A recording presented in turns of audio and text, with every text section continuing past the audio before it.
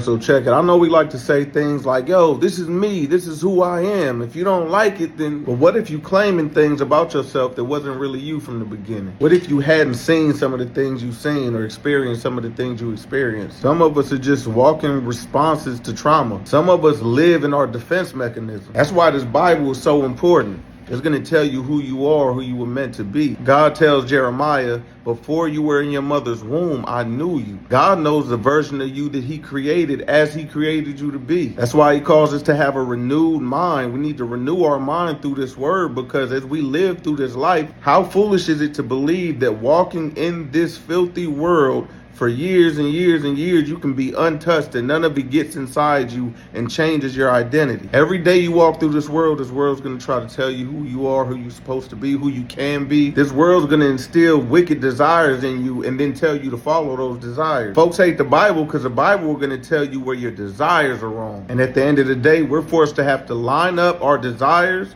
with the word of God, or we're going to tell God that it's just me, this is who I am, and do our own thing. The things that God hates, this world applauds and promotes. Don't let people talk you off their word. And just a heads up, we have a new God Over Money app.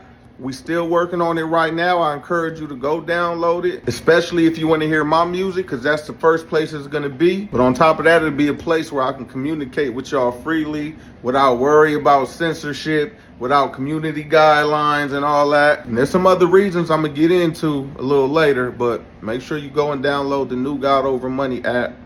God bless y'all.